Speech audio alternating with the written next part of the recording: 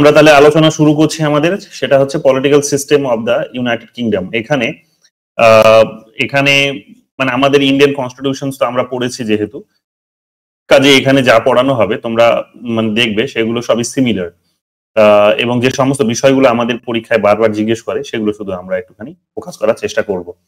আমি একটুখানি কি মানে ভালোই করব, কিন্তু দেখবে বেশিরভাগ যেগুলো জিজ্ঞেস করে সেগুলো আমি তোমাদের এখানে মার্ক করিয়ে দেবো, বলে দেবো, সেগুলো ভালো করে নোট করবে, হাইলাইট করে নেবে। Political system of the United kingdom বলছে, দেখো এখানে আমরা জানি যে যদি সবার প্রথমে তাদের কনস্টিটিউশনের ফিচার্স যদি দেখে নাও, তাহলে তোমরা দেখবে যে তাদের আনরিটেন একটা কনস্টিটিউশন আছে।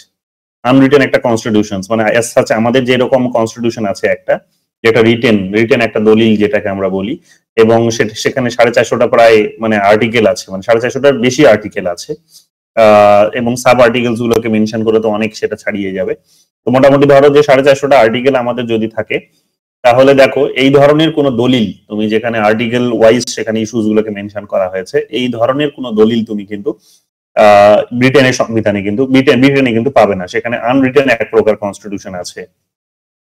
সেখানকার মানুষরা কি তাহলে কি মানে সংবিধান নেই বলে কি নিয়ম কানুন খুব ভঙ্গ করে না? তাদের দেশের মধ্যে, তাদের দেশে তোমরা দেখবে যে তাদের দেশে যে কনভেনশনস গুলো আছে, ইনস্টিটিউটস যেগুলো রয়েছে, কমন ল আছে, ট্র্যাডিশনস যেগুলো আছে, এবং হিউম্যান রাইটস এর ইন জেনারেল সোসাইটাল যে ভ্যালুস গুলো আছে, সেগুলোতে তারা ভীষণ স্ট্রং।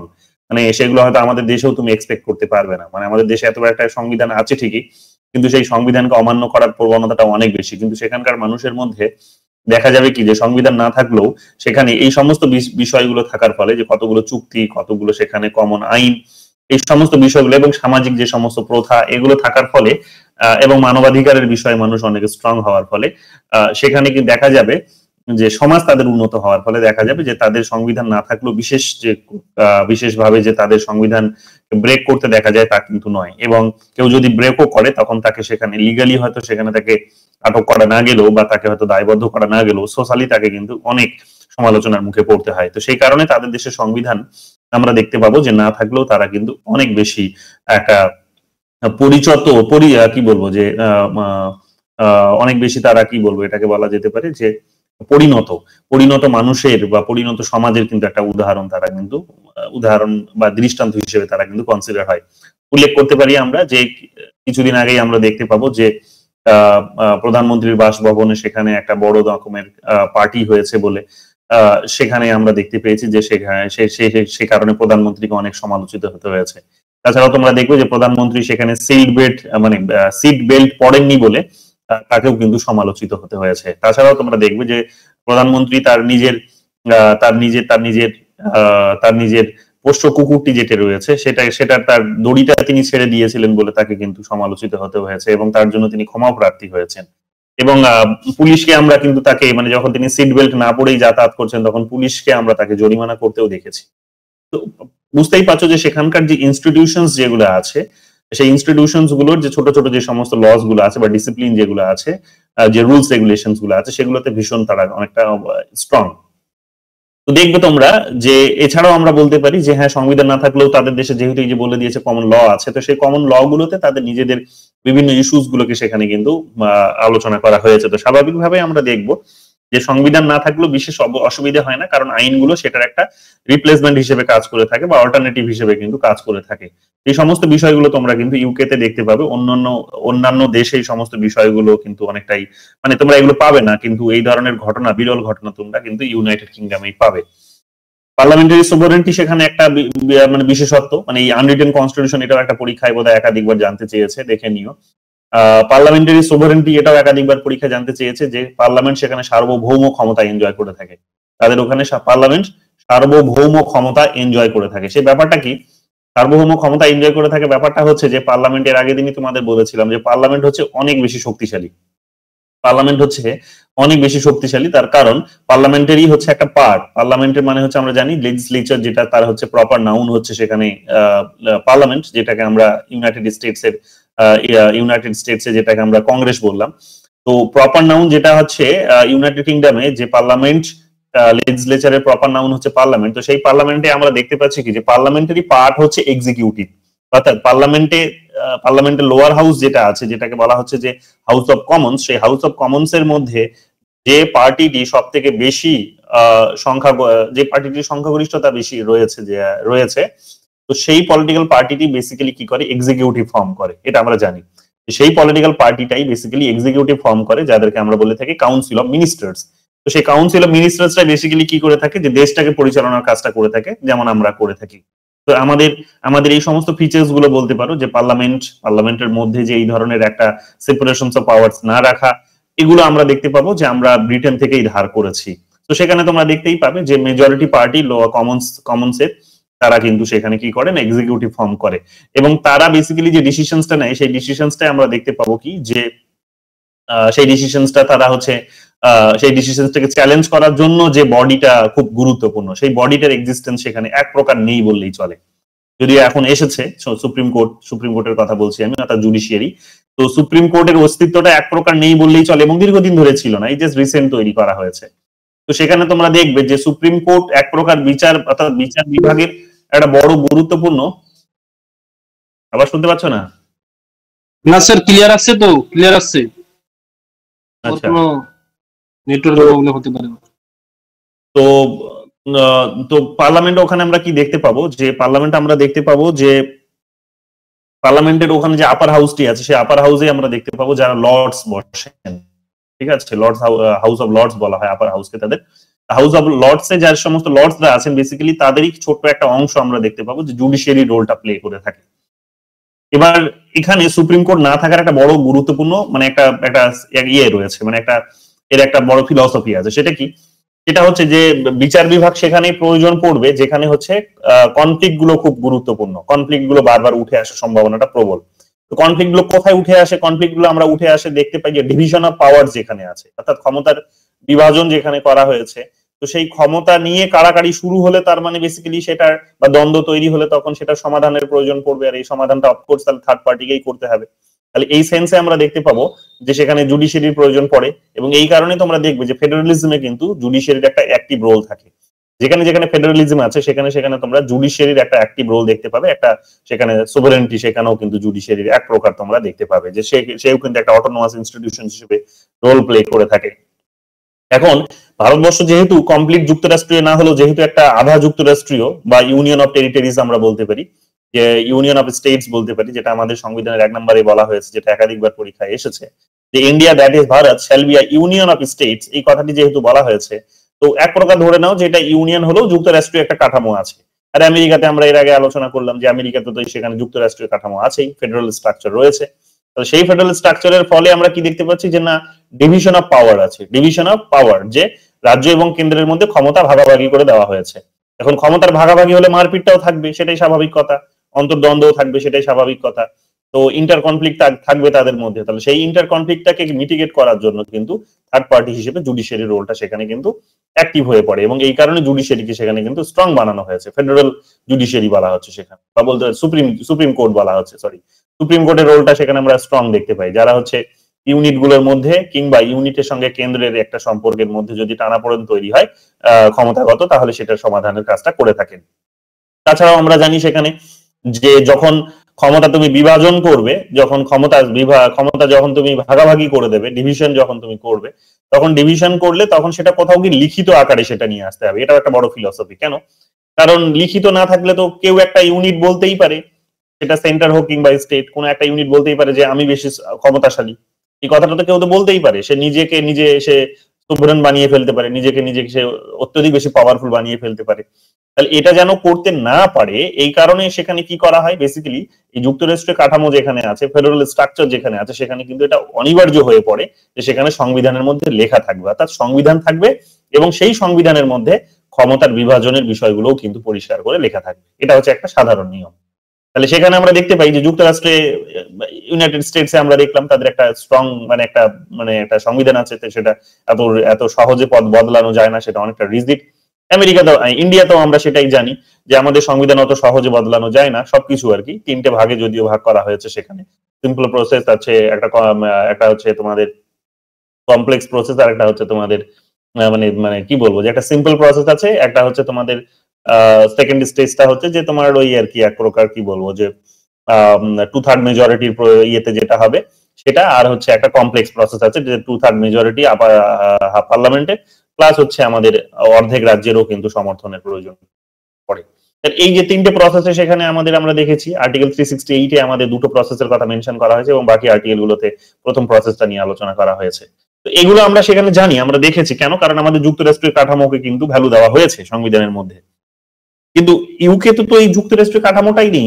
ইউকে আবার হচ্ছে কি, আমরা দেখতে পাবো যে পরের পয়েন্টটা দেখো, এখানে বলছে যে ইউনিটারি স্টেট, ছোট্ট একটা দেশ তোমরা দেখবে একটা আইল্যান্ডের মধ্যে আইল্যান্ড হিসেবে কনসিডার হয় এটাকে, বলা হয় আইল্যান্ড, যে একটা মানে চারিদিকে জল, তার হচ্ছে সে মাঝে একটা দ্বীপ, এবং সে সেখানে কি করছে, তার ভূখণ্ডও তো এত বড় নয় এবং তার জনসংখ্যাটাও ছোট, তার চ্যালেঞ্জের জায়গাগুলো অনেক কম। তো স্বাভাবিকভাবে সেটা সেন্ট্রালি কিন্তু শাসন করা হয়, বা একটা কেন্দ্র থেকেই পুরো দেশটাকে শাসন করা, এই ধরনের একটা প্রবণতা আছে। যদিও সেখানে ওয়ালেস, স্কটল্যান্ড, নর্থার্ন আয়ারল্যান্ড, এই সমস্ত আরো অনেক ইউনিট গুলো আছে, এগুলো অনেক পরে ডিভিশন হয়েছে কিছু, বাট মোটামুটি জেনারেল বিষয়টাকে ধরে নাও যেটা ইউনিটারি ফর্ম আছে, যে এতগুলো ডিভিশন সেখানে নেই।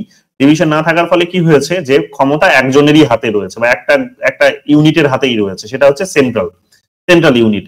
তো সেন্ট্রাল ইউনিটি কি করছে, সেখানে গোটা দেশটাকে পরিচালনার কাজটা করছে, এবং গোটা দেশটাকে যদি সেই যেহেতু পরিচালনা করছে, ক্ষমতার এখানে ডিভিশন হয়নি, তাহলে কিন্তু এটা একেবারে স্বাভাবিক বিষয়। তার মানে এখানে এক প্রকার দ্বন্দ্বের জায়গাটাও দেখতে পাওয়া যাবে না। আর দ্বন্দ্ব যদি না থাকে, তাহলে সংবিধানেরও প্রয়োজন নেই। সংবিধানের যদি প্রয়োজন না থাকে, দ্বন্দ্বও যদি না থাকে, তাহলে জুডিশিয়ারির প্রয়োজন নেই। কারণ আমাদের আবার সুপ্রিম কোর্টকে দেখবে, বা আমেরিকাতেও দেখবে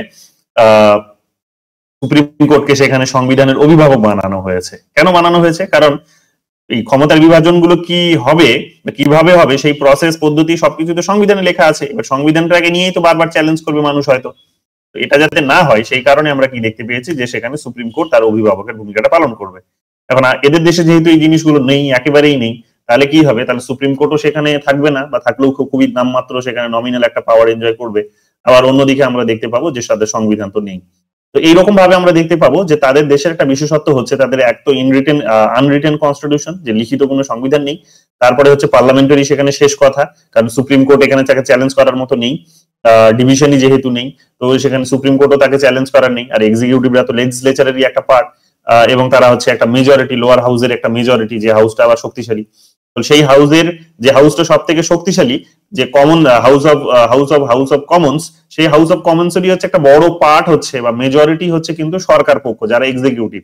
তাহলে এক প্রকার বলতেই পারো যে এক্সিকিউটিভটাই তো আমরা জানি যে কি আইন আসবে সেটা তারা নিজেরা নির্ধারণ করে দেয়, কোন আইনটাকে সংশোধন করতে হবে সেটা তারা নির্ধারণ করে দেয়। তাহলে এক প্রকার তারা কি দেখা যায় যে তারা বলতে পারো যে এক্সিকিউটিভ হয়তো পাওয়ারফুল, এটা বলতে পারো, বাট ইন জেনারেল এটাও বলতে পারো যে পার্লামেন্টে কিন্তু আরো একটা ব্রড একটা এরিয়া আছে, এবং পার্লামেন্টের কাছে যেহেতু এটা দায়বদ্ধও থাকে, ইন জেনারেল বলতে পারো এই কারণে যে পার্লামেন্টই সেখানে শক্তিশালী। পার্লামেন্টের উদ্দেশ্যে এখানে কিন্তু আর কেউ বিশেষ করে কেউ নেই। তাদের রাজা বা রানী আছে, দেখলাম আমরা যে রানী মারা গেলেন, তার ছেলে রাজা হলেন, বাট সেখানে আমরা দেখতে পাচ্ছি যে রাজা বা রানী থাকলেও পার্লামেন্টই শেষ কথা বলে, এবং এগুলো অনেক আগে এগুলো সব এস্টাবলিশ হয়েছে, এবং ধীরে ধীরে এই পর্যায়ে এসে তারা পৌঁছেছে। আগে কিন্তু এগুলো ছিল না। আগে তোমরা সেখানে গ্লোরিয়াস রিভলিউশন অনেক পরে পড়েছো, তার আগে তোমরা সেখানে একটা ব্লাডি রিভলিউশন ছিল না, নামটা কি ছিল জানো? ব্লাডি রিভলিউশন এর নাম কি ছিল?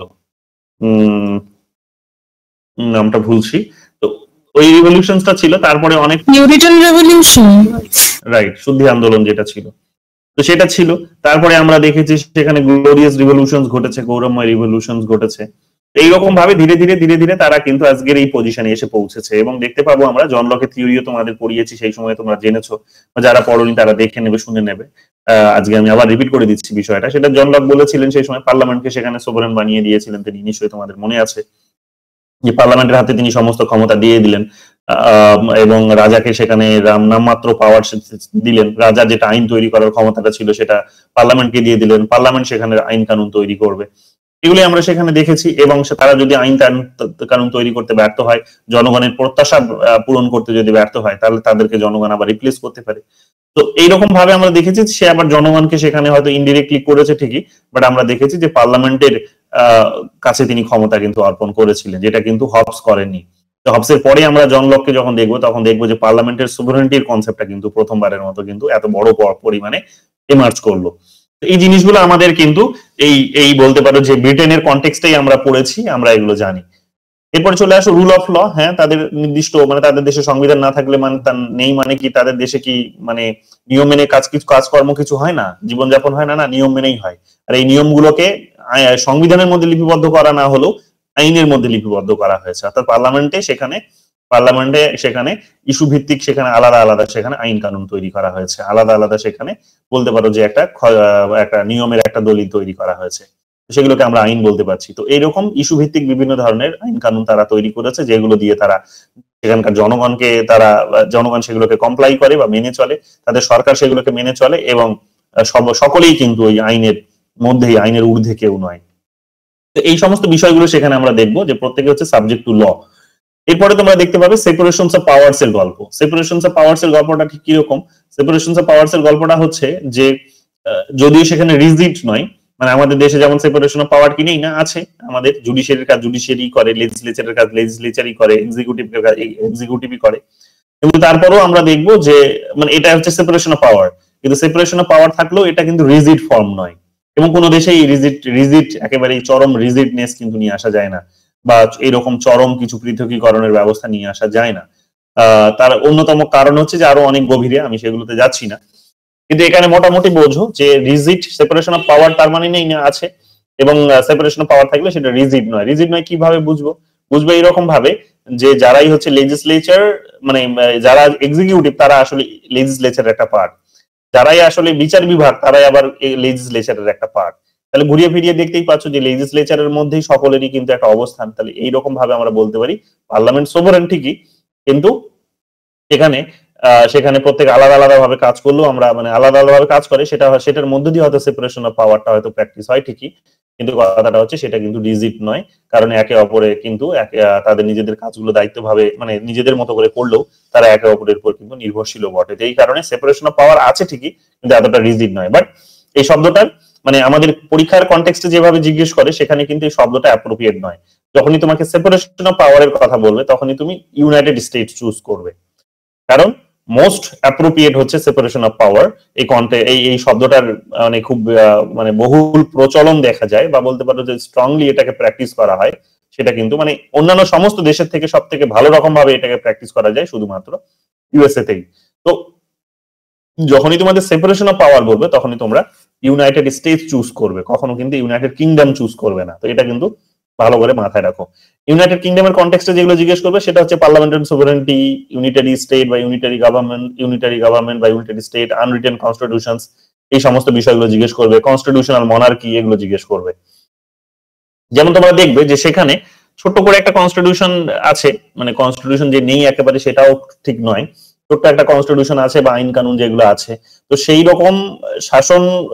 রকম শাসন ব্যবস্থা আমরা দেখতে পাবো যে একদিকে আইন কানুনও আছে, আবার অন্যদিকে রাজতন্ত্রও তাদের আছে। কারণ আমরা রাজা বা রানী শাসন যখন বুঝি তখন রাজা বা রানী যেটা বলেন সেটাই আসলে তার হচ্ছে আইন বলে কনসিডার হয়, আলাদা করে আর আইনের বা সংবিধানের প্রয়োজন পড়ে না। আমরা হবস কত এটাই বলতে শুনলাম যে রাজা বা রানী যেটা বলবে, রাজা যেটা বলবে তার যেটা আদেশ হবে সেটাই হচ্ছে কিন্তু আইন বলে কনসিডার হবে। কিন্তু এখানে কিন্তু তা হয় না। এদের দেশে রাজা বা রানী আছে ঠিকই, কিন্তু রাজা বা রানী আগে অনেক বেশি পাওয়ারফুল ছিল, তিনি যেটাই আদেশ করতেন সেটা আইন বলে কনসিডার হতো, যেটাই তিনি ডিক্রি জারি করতেন সেটাই আইন বলে কনসিডার হতো। কিন্তু এখন আর কনসেপ্ট গুলো সেই রকম নয়, এখন পার্লামেন্ট আলাদাভাবে সেখানে আইন কানুন তৈরি করে, সেই আইন কানুনগুলো বা বিল পাশ করে, সেই বিলগুলো রাজা বা রানী সেখানে সিল মোহর সেগুলোর উপর দেয় যখন সেটা আইনে পরিণত হয়ে যায় তখন জেনারেলি আমরা দেখতে পাই কি যে রাজা বা রানী সেটাকেও কিন্তু কমপ্লাই করে চলে। এই ধরনের একটা বিষয় আমরা সেখানে কিন্তু দেখতে পাই। আর যদি না হয় তাহলে সেটা জনগণ তারা কিন্তু আবার নিন্দাও করে। এইরকম ভাবে তোমরা দেখতে পাবে এক প্রকার কনস্টিটিউশন বলতে এখানে এটাই বোঝাতে চাইছে যে সেখানে একটা কতগুলো নিয়ম আছে, এবং সেই নিয়মকে অবজ্ঞা করার কিন্তু ব্যবস্থা আমরা কিন্তু রাজতন্ত্রের মধ্যেও দেখতে পাই না। তো পৃথিবীর মধ্যে একটা বিরলতম ঘটনা তোমরা বা বিরলতম একটা দৃষ্টান্ত যে ব্রিটেনে রাজা বা রানীর কনসেপ্ট কিন্তু এখনো আছে। ব্রিটেনে রাজা বা রানীর কনসেপ্ট কিন্তু এখনো আছে। তো এই বিষয়গুলো মাথায় রেখো। এর আগে যিনি রানী ছিলেন তার ছেলে এখন আমরা দেখতে পাচ্ছি তিনি বয়স হয়ে গেছে, তিনি মারা গেলেন, তার ছেলে এখন কিন্তু রাজা হয়েছে এবং অনেক বয়স্ক। তো এই জিনিসগুলো আমরা সেখানে দেখতে পাবো। এবার চলে আসো তাদের লেজিসলেচারে। তাদের লেজিসলেচারটা বাইক্যামেরাল মানে হচ্ছে দ্বিকক্ষ বিশিষ্ট আইনসভা তাদের আছে, এবং তাদের লেজিসলেচারের প্রপার নাউন সেটা হচ্ছে পার্লামেন্ট। আমাদের যেমন লেজিসলেচারের প্রপার নাউন হচ্ছে পার্লামেন্ট, ইউনাইটেড স্টেটস এর প্রপার নাউন হচ্ছে যেমন হচ্ছে কংগ্রেস, ঠিক এদেরও হচ্ছে কিন্তু পার্লামেন্ট। তো আমাদের পার্লামেন্টের যে ধারণাটা তোমরা জানো যে এখান থেকেই ধার করা হয়েছে, এবং এটাকে গণতন্ত্রের মাতৃভূমি বলা হয়, বা পার্লামেন্টারীয় সংসদীয় ব্যবস্থার বা পার্লামেন্টারিয়ান ফর্ম অফ গভর্নমেন্টের কিন্তু মাতৃভূমিও বলা হয় কিন্তু ইউনাইটেড কিংডমকেই। কারণ পৃথিবীর বিভিন্ন দেশ যারা আজকে আজকে বেশিরভাগই দেশ যারা আজকে এই পার্লামেন্টারি ফর্ম অফ গভর্নমেন্ট ব্যবস্থাটিকে হয়তো অ্যাডপ্ট করেছে, তারা কিন্তু ইউনাইটেড কিংডম থেকেই শিখেছে। এবং সেখানে একটা সাধারণ নিয়ম হচ্ছে এটাই, বা সাধারণ একটা ফর্মুলা হচ্ছে এটাই, বিশেষত্ব মানে একটা সাধারণ যে বিষয় হচ্ছে এটাই যে তোমরা জানো মানচিত্রের দিকে তাকালে আজকে 66টার মতো দেশ খুঁজে পাবে যেখানে ব্রিটিশরা একটা সময় শাসন করতো, ইনক্লুডিং ইউএসএ। তো যেহেতু শাসন করতো ব্রিটিশরা, দীর্ঘদিন ধরে শাসন করেছে এই সমস্ত দেশগুলিতে, তো স্বাভাবিকভাবে বুঝতেই পারছো যে এখান থেকে কিন্তু মানে প্রচলিত হয়ে পড়েছে এটা। ধীরে ধীরে আরো অন্যান্য ইউরোপের দেশগুলো এগুলোকে প্র্যাকটিস করতে থেকে, বাট এটা বলতে পারো যে এর ভিত্তিভূমিটা হচ্ছে পার্লামেন্টারি ফর্ম অফ গভর্নমেন্টের ভিত্তিভূমিটা কিন্তু ইউনাইটেড কিংডমেই রয়েছে। এটা তোমাদেরকে একটু মাথায় রাখতে হবে। এখানে দুটো হাউস আছে, বাইকামারাল বললাম, তাহলে দুটো হাউসের মধ্যে লোয়ার হাউস যেটা সেটাকে বলছে হাউস অফ কমন্স। আমাদের দেশে এটাকে আমরা বলে থাকি লোকসভা, তাই তো? আমরা এটাকে বলে থাকি লোকসভা। তো হাউস অফ কমন্স ওদের এখানে বলা হয়, ঠিক আছে, যে নিম্নকক্ষ বলা হয়। তো নিম্নকক্ষে আমরা কি দেখতে পাচ্ছি? নিম্নকক্ষে আমরা দেখতে পাচ্ছি যে সেখানে 5 বছরের জন্য এমপিরা নির্বাচিত হয়ে থাকেন, এবং আমরা সেখানে দেখতে পাবো যে আমাদের এখানে যেমন হচ্ছে ফার্স্ট পাস দ্য পোস্ট সিস্টেমের মাধ্যমে ইলেকশনটা হয়ে থাকে, ওদের দেশেও ফার্স্ট পাস দ্য পোস্ট সিস্টেমের মধ্যে ইলেকশনটা হয়ে থাকে। এবার অনেক হয়তো তোমরা নতুন জয়েন করেছো যারা, তারা বলবে যে ফার্স্ট দ্য পোস্ট সিস্টেমটা কি? ফার্স্ট পাস দ্য পোস্ট সিস্টেমটা হচ্ছে যে যেটা আমি যদি ক্যান্ডিডেট 10টা থাকে, মানে তোমরা অনেকেই ভোট দিয়েছো, যদি কেউ লোকসভার ভোট দিয়েছো, বিধানসভার ভোট দিয়েছো, কিংবা কিংবা তোমরা পৌরসভার ভোট দিয়েছো, মিউনিসিপ্যালিটির ভোট দিয়েছো, পঞ্চায়েতের ভোট দিয়েছো, তাহলে তোমরা এই প্রসেসেই ভোটটা দিয়েছো। কি নাম? First the post system. তো first past the post system মানে যদি 10 জন ক্যান্ডিডেট থাকে, 10টা আলাদা আলাদা পার্টির কিংবা নন পার্টিও হতে পারে, তাদের ইন্ডিপেন্ডেন্ট ক্যান্ডিডেট হতে পারে তারা, তো তার মধ্যে থেকে তুমি যে কোনো একজনকে চুজ করছো। এবার একজনকে তুমি চুজ করছো এরকম, এবার ইলেকশন যখন রেজাল্ট কাউন্ট করা হবে তখন দেখা যাবে যে সব থেকে বেশি ভোট কে পেয়েছে। তো সব থেকে বেশি যে ভোট পাবে তিনি নির্বাচনে জয়লাভ করবেন, তাই তো? এই যে প্রসেসটা, এটাকে বলা হচ্ছে first past the post system. তো এই প্রসেসে সেখানে কিন্তু নির্বাচনটা হয়ে থাকে। তাদের দেশে, আমাদের দেশে যেমন 5 বছরের জন্য যেমন লোকসভা নির্বাচন হয়ে থাকে, ওদের দেশেও ঠিক তাই হয়ে থাকে। আমরা তো ওদের কাছ থেকে এগুলো ধার করেছি, তো স্বাভাবিকভাবেই ওদের সাথে আমাদের এগুলো সবই সিমিলারিটি থাকবে। তো 5 বছরের জন্য তাদের কিন্তু নির্বাচনটা হয়ে থাকে। একটা জিনিস ভালো করে মাথায় রাখো, যে যখন প্রেসিডেন্টের ইলেকশনটা আমরা যখন এর আগের দিন পড়লাম, তখন দেখলাম যে প্রেসিডেন্ট নিজে ফাইট করলেন না। প্রেসিডেন্ট গোটা দেশ জুড়ে কতগুলো তৈরি করা হয়েছে, গোটা দেশ জুড়ে কতগুলো কনস্টিটিউয়েন্সি তৈরি করা হয়েছে, সেই কনস্টিটিউয়েন্সিতে যারা জিতেছে তারা তাদের মেজরিটি যে পার্টি থেকে বিলং করে, বা যে তাদের মেজরিটি আবার যে যাকে ভোট দেবে তিনি প্রেসিডেন্ট হবে। তো জেনারেলি আমরা দেখি যে সেখানে একটা পার্টিগত ব্যাপার থাকে। তো সেখানে ইউএসএ তে আমরা দেখলাম একদিকে রিপাবলিকান, অন্যদিকে ডেমোক্র্যাট। তো বেসিক্যালি যতজন ক্যান্ডিডেট সেখানে কনস্টিটিউয়েন্সিস গুলোতে দাঁড়িয়েছিল, তার মধ্যে থেকে দেখা যাবে যে যতজন সে মানে জিতেছে, তার মধ্যে দেখা যাচ্ছে যে মেজরিটি হচ্ছে সেখানে রিপাবলিকান থেকে জিতেছে। এবার রিপাবলিকানরা আগে থেকে ঘোষণা করেছিল যে আমরা যদি মেজরিটি পাই তাহলে আমাদের প্রেসিডেন্ট বানাবো আমরা কাকে? ডোনাল্ড ট্রাম্পকে। তো ডোনাল্ড ট্রাম্পই সেখানে তারা ভোট দিল, ডোনাল্ড ট্রাম্প জিতে গেল। এই তো হয়। এখন গল্পটা হচ্ছে আমাদের দেশেও কিন্তু মানে ডোনাল্ড ট্রাম্প কিন্তু ইলেকশনে ফাইট করেনি। ডোনাল্ড ট্রাম্প কিন্তু পরোক্ষ ভোটটা পেয়েছেন বলতে পারো। আমাদের এখানে কি হয়, আমাদের এখানে গল্পটাও কিন্তু যে যিনি প্রধানমন্ত্রী হবেন তাকেও কিন্তু ইলেকশনে দাঁড়াতে হয়, কিন্তু তিনি প্রধানমন্ত্রী হবেন বলে দাঁড়ান না, তিনি একজন সাধারণ মেম্বার হিসেবে দাঁড়ান, মেম্বার অফ পার্লামেন্ট, এমপি যাদেরকে বলি আমরা। তিনি সমস্ত সাধারণ মেম্বারের মতোই একজন সাধারণ মেম্বার, তিনি দাঁড়াবেন একজন এমপির ভোটেই তিনি দাঁড়াবেন। তিনি প্রধানমন্ত্রীর ভোটে মানে যে হবেন বলে তিনি দাঁড়ান না, বা প্রধানমন্ত্রী তাকে যদি তার নিজের দল মেজরিটির ভিত্তিতে যদি করে তো করতে পারে, কিন্তু কথাটা হচ্ছে যে মানুষ তাকে যে প্রধানমন্ত্রী বানাবে এই ভাবনা থেকে ভোট দেয় না। প্রধানমন্ত্রী মানে এইরকম কোনো শর্ত নেই এখানে। মানুষ তাকে যখন ভোট দেয় তখন সাধারণ একজন এমপি হিসেবেই ভোট দেয়। আমাদের প্রধানমন্ত্রী তিনি যখন ভোটে দাঁড়িয়েছিলেন তখন তিনি জাস্ট একজন সাধারণ সদস্য নির্বাচিত হওয়ার জন্যই কিন্তু ভোটে দাঁড়িয়েছিলেন, যে সংসদে তিনি সাধারণ একজন সদস্য হিসেবে তিনি জয়লাভ করবেন। প্রধানমন্ত্রী হওয়ার জন্য তিনি কিন্তু ভোটে দাঁড়াননি, বা প্রধানমন্ত্রীর কোনো ওই ধরনের পোস্ট জেনারেলি নির্বাচনে থাকে না। এটা এটা এটা ডিসাইড করে যে রাজনৈতিক, এটা ডিপেন্ড করে যে রাজনৈতিক দল সবচেয়ে বেশি সংখ্যাগরিষ্ঠতা পেয়েছে তারা কাকে তাদের নিজেদের লিডার মেনে নেবে, সরকারের লিডার কাকে বানাবে। তো সেখানে সরকারের লিডারকেই তখন আমরা জানি যে প্রধানমন্ত্রী বলা হয়। এটাও কিন্তু এক প্রকার পরোক্ষ ভোট, কিন্তু এখানে আমরা দেখতে পাচ্ছি যে ইনি সরাসরি কিন্তু নির্বাচনে ফাইট করেন, কিন্তু আমেরিকাতে কিন্তু এটা ফাইটটা হয় না।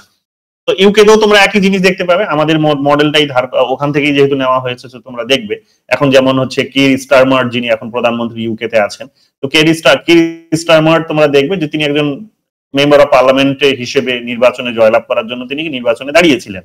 তিনি যখন জিতলেন তখন দেখা গেল যে তিনি লেবার পার্টির বেশিরভাগ সদস্য সেখানে জয়লাভ করেছে, মেজরিটি পেয়েছে লেবার পার্টি এবার ডিসাইড করলো যে তারা তাদের মধ্যে থেকে যারা জিতেছে তাদের মধ্যে থেকে কির স্টারমারকে তারা প্রধানমন্ত্রী করবে, তো তিনি প্রধানমন্ত্রী হলেন। এটা হচ্ছে বেসিক গল্পটা। যদি আমাদের দেশে একটা বড় ট্রেন্ড এখনকার দিনে দেখা যাচ্ছে যে মুখ্যমন্ত্রীর মুখ আগে থেকে ঘোষণা করে দাও, বা তোমার প্রধানমন্ত্রীর মুখ আগে থেকে ঘোষণা করে দাও, কারণ মানুষ এই বিষয়গুলোকে এইভাবেও নিচ্ছে যে কাকে প্রধানমন্ত্রী করছো, কারণ সেও একটা স্ট্রং মানুষ হতে হবে। তো একটা ফেস কেন্দ্রিক নির্বাচনের ব্যবস্থাটাও কিন্তু ধীরে ধীরে একটা ট্রেন্ড যেন হয়ে যাচ্ছে আমাদের দেশেও। যে মানুষ আগে থেকেই জানতে চাইছে যে তুমি বলো কাকে প্রধানমন্ত্রী করবে, তোমাদের পার্টিকে যদি আমরা মেজরিটি ভোট দিই বা মেজরিটি সংখ্যা যদি দিই, বেশি সংখ্যক যদি তোমাদের এমপি কে আমরা জিতিয়ে দিই, তাহলে তুমি কাকে প্রধানমন্ত্রী করবে তুমি বলো আগে থেকে। তো পার্টিগুলো ওই ট্রেন্ডটা বুঝেছে, মানুষের সাইকোলজি, মানুষের ডিমান্ডে, তো সেই হিসেবে তারা আগে থেকেই প্রধানমন্ত্রীর মুখ ঘোষণা করে দেয়। কিন্তু প্রধানমন্ত্রীর মুখ ঘোষণা হলেও কিন্তু তাকে সাধারণ এমপি হিসেবেই ভোটে নির্বাচনে লড়াই করতে হয়। তারপরে গিয়ে তিনি জনগণ যেভাবে চাইছে বা ওই পার্টি যেভাবে জনগণের পালস বোঝে সেই বুঝে তারা নিজেদের একজন লোককে প্রধানমন্ত্রী বানিয়ে দেয়।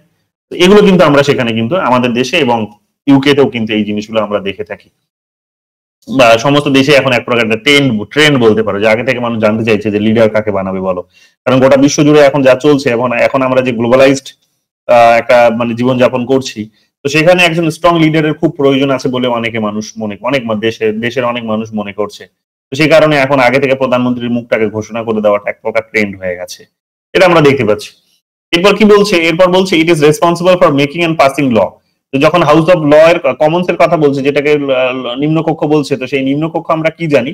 নিম্নকক্ষ আমরা জানি যে সেখানে সে আইন তৈরি করে, বিল পাশ করে, এবং বিল পাশ করে সেই বিলটাকে তারা রাজা বা রানীর কাছে পাশ করিয়ে পাঠায়।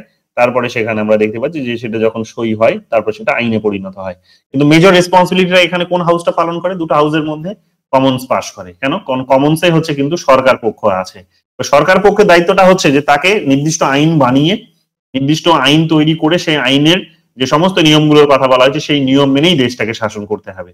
তাহলে মেজরিটি অফ বিলস যেগুলো পার্লামেন্টে প্রডিউস করা হয়, সেই বিলস গুলো দেখবে সরকারের তরফ থেকেই সেগুলোকে নিয়ে আসা হয়, তাদেরগুলোকে পাবলিক বিল বলা হয়। তো পাবলিক বিলের সংখ্যাটা দেখবে সবসময় বেশি থাকে, কারণ সরকারি ভালো জানে যে দেশে কি প্রবলেম আছে এবং সেই প্রবলেমের জন্য আমাদের একটা আইনের প্রয়োজন আছে কি নেই। এবং যদি তারা মনে করে যে না তাদের দেশে আইনের প্রয়োজন আছে, তাহলে সেই ভিত্তিতে তারা কিন্তু আইন তৈরি করে। তো এটা আমরা সাধারণ কতগুলো বিষয় জেনে থাকি। এরপরে বলছে কি, holds the government accountable through debates, questioning sessions and committees. যে সরকারকে এখানে এই হাউসটা দায়বদ্ধ করে রাখে, তাদের নিজেদের কাছে দায়বদ্ধ করে রাখে। অর্থাৎ সরকার কি করছে, অর্থাৎ এক্সিকিউটিভ তারা যা কিছু করছে তার জন্য তারা কিন্তু তাদেরকে ডেকে নিয়ে আসতে পারে যে তুমি বলো অমুক কাজটা করেছো, কেন করেছো। প্রশ্ন করতে পারে তাদের কাজের ধরন সম্পর্কে, তাদের কাজের গতি সম্পর্কে, তাদের কাজের প্রকৃতি সম্পর্কে, যা খুশি তারা কিন্তু সেখানে কোয়েশ্চেন্স করতে পারে। যে সরকার সেখানে কিন্তু এই হাউসটার কাছে, হাউস অফ কমন্স এর কাছে কিন্তু এইরকম ভাবে আমরা দায়বদ্ধতাকে থাকতে দেখি। এরপরে তোমরা দেখতে পাবে controls government expenditure and taxations. House of Commons basically হচ্ছে, তোমরা দেখবে মানে এটার একটা বড় মানে এই শব্দটা এখানে লেখারও একটা গুরুত্বপূর্ণ কারণ হচ্ছে, তোমরা জানো যে ব্রিটেনে দীর্ঘদিন ধরে হাউস অফ লর্ডসরা কিন্তু মানে ওই লর্ড যারা ছিল, তাই তো, লর্ড যারা ছিল তারা হচ্ছে এক প্রকার একটা সময় দেখবে বড় বড় সব জমিদার ছিল। লর্ড যারা ছিল তাদের কাছে প্রচুর টাকা পয়সা ছিল। ইউকের সম্পত্তি বলতে তখন, সম্পত্তিবান বলতে তখন লর্ডদেরকেই বোঝানো হতো। লর্ডদেরকেই বোঝানো হতো। তো সেই লর্ডরা কি করতো? লর্ডরা হচ্ছে জনগণের স্বাধীনতাটাকে কিন্তু নিয়ন্ত্রণ করে রাখতো। এটা এখন যে কোনো ধরনের স্বাধীনতা বলতে পারো। তাদের নিজেদের টাকার জোরে তারা সমস্ত রকম ভাবে জনগণের স্বাধীনতাকে তারা কিন্তু একেবারেই মানে কি বলবো, কন্ট্রোলে রাখতো। এখন বিষয়টা হচ্ছে, যেহেতু তাদের দেশে গণতান্ত্রিক একটা দীর্ঘদিনের বিপ্লব ঘটেছে, অনেক ধরনের আন্দোলন সেখানে আমরা দেখেছি, মানুষের মধ্যে এত সচেতনতা দেখেছি, গণতন্ত্রের মাতৃভূমি এক প্রকার সেখানে আমরা বলতে পারি। যে সেখানে যেহেতু বীজটা রোপণ হয়েছে, ধীরে ধীরে মানুষের মধ্যে সেখানে অনেক ডিবেট হয়েছে, আলোচনা হয়েছে, বিতর্ক হয়েছে, সবকিছুর মধ্য দিয়ে যেহেতু সেখানে নিচের লেভেলের মানুষের অনেক বেশি হচ্ছে উন্নতি হয়েছে, স্বাভাবিকভাবে আমরা দেখতে পাবো যে যারা উপর দিকে অল্প কিছু মানুষ ক্ষমতা ধরেছিল, সেই ক্ষমতা ধরে থাকা মানুষগুলোকে নিচের দিকের সংখ্যায় বেশি হওয়া মানুষগুলো ধীরে ধীরে ওদের উপরের দিকে থাকা মানুষগুলোর ক্ষমতা কিন্তু দুর্বল করে দিয়েছে। অর্থাৎ লর্ডস যারা ছিল, যাদের কাছে প্রচুর সম্পত্তি ছিল, তাদেরকে দুর্বল করে দিয়েছে। এগুলো আমরা অনেক শুনেছি, এগুলো অনেক পড়েছি, তাই না? সমস্ত ওয়েস্টার্ন পলিটিক্যাল থিঙ্কারসদের মধ্যে এগুলো আলোচনা পাবে। কার্ল মার্কসের আলোচনার মধ্যেও এগুলো তোমরা পেয়েছো, তাই না?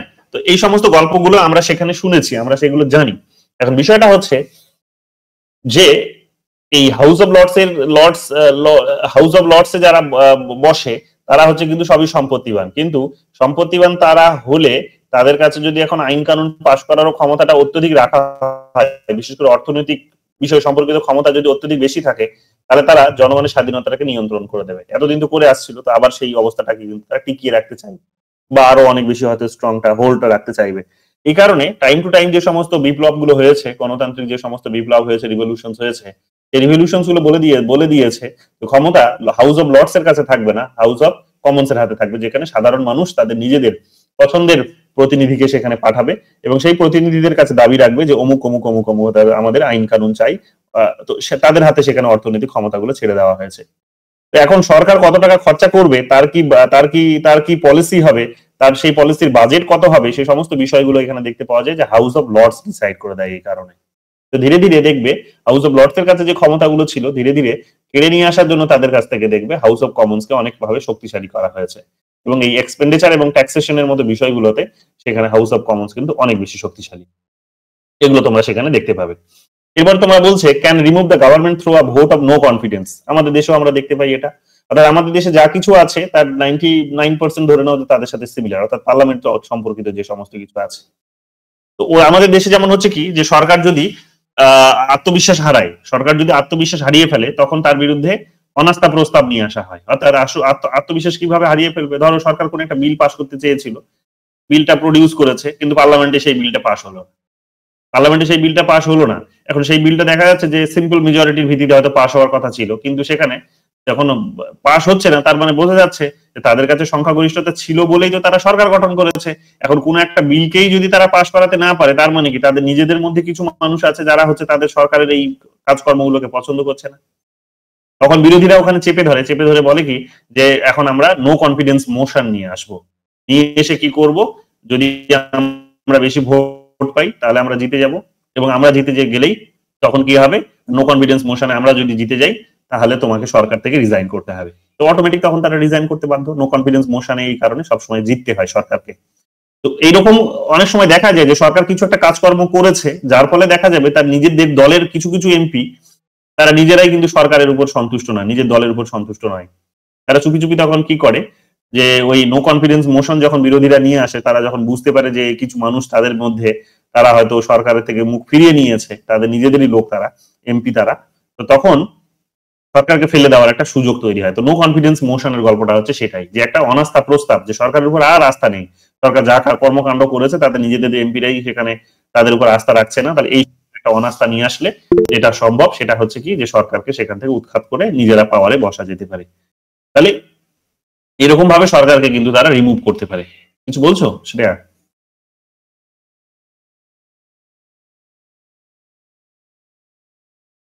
কি বলছো? না না স্যার কিছু বলিনি, না না স্যার কিছু বলিনি। তারপরে আমরা কি দেখতে পাচ্ছি? House of Lords. তারপরে কি দেখতে পাচ্ছি? House of Lords. আপার হাউসে চলে আসো। আপার হাউস তোমরা দেখতে পাবে। আপার হাউসকে এখানে মানে আমাদের এখানে যেটাকে রাজ্যসভা বলা হয়, ওদের ওখানে সেটাকে উচ্চকক্ষ বলা হয়। ওখানে আমরা দেখতে পাবো কি যে এখানে তোমরা বেসিক্যালি 3 ধরনের সদস্য তোমরা বেসিক্যালি দেখতে পাবে। একটা হচ্ছে লাইফ পিরিয়ডস মানে আজীবন সেখানে তারা সদস্য থাকবে। ওই হাউসে তারা একবার পৌঁছে গেলে আজীবন সদস্য থাকবে, ঠিক আছে। আগে যেটা আমরা দেখতে পেতাম সেটা হচ্ছে হেরিডিটারি পিয়ার্স বা লর্ডস, মানে একজন কেউ 100 বছর আগে সেখানে লর্ডস ছিল, হ্যাঁ, সে লর্ডস এর উপাধি উপভোগ করতো, তো তিনি এখন পদে এসেছিলেন সেই সময়। তারপরে দেখা গেল 10 বছর পর তিনি মারা গেছেন, তো তার এবার উত্তর পুরুষ যিনি আসবেন, তার হেরিডিটার যিনি থাকবেন, তার বংশধর এসে কিন্তু ওই পোস্টটা হোল্ড করবে। এই ধরনের কনসেপ্টটা ছিল সেখানে, বংশ পরম্পরায় সেখানে সদস্য পদ পাওয়ার একটা ব্যবস্থা সেখানে ছিল, যদিও সেটাকে এখন বন্ধ করে দেওয়া হয়েছে, এখন আজীবন সদস্য পদ দেওয়া হয়। আর দেওয়া হয় বিশপ যারা আছে, বিশপ অর্থাৎ চার্চের যারা হচ্ছে প্রতিনিধি আছে, তো চার্চের প্রতিনিধিদের, বড় বড় চার্চের প্রতিনিধিদের সেখানে কি করা হয়, সেখানে সদস্যপদ দেওয়া হয়, তারা সেখানে গিয়ে এইটাকে হোল্ড করেন। এটারও গল্পটা হচ্ছে এটাই যে জানো তোমরা যে সেখানে ধর্মকে বিশেষভাবে ভ্যালু দেওয়া হতো। মধ্যযুগে তোমরা জানো যে মিডিল এজে রিলিজিয়নকে বিশেষভাবে ভ্যালু দেওয়া হতো। মিডিল এজে সেখানে চার্চগুলো সেখানে বড় পরিমাণে সম্পত্তি নিজেদের কন্ট্রোলে নিয়ে চলে এসেছিল, তাই না? মিডিল এজের কনসেপ্ট যারা পড়েছো তারা জানবে, বা আমি তো পড়িয়েছি, তখন তোমরা শুনেছো। মিডিল এজে সেখানে মানুষ ধর্মের দিকে এত বেশি ঝুঁকে গেছিল, মানুষ তো এখনো যেমন অনেকে বলার চেষ্টা করছে যে ওই যুগটা আবার ফিরে আসছে, মধ্যযুগে যাওয়ার অবস্থাটা আবার মানুষের মধ্যে ফিরে আসছে, যে সায়েন্স প্র্যাকটিস করছে, সে চাঁদে পৌঁছে যাচ্ছে বিজ্ঞানকে প্রয়োগ করে, কিন্তু সে তারপরেও গিয়ে সেখানে গিয়ে ভগবানের নাম ডাকতে সে ভুলছে না, ঈশ্বরের নাম ডাকতে ভুলছে না, একটা অদৃশ্যমান শক্তিকে সে কিন্তু শ্রদ্ধা জানিয়ে যাচ্ছে তারপরেও।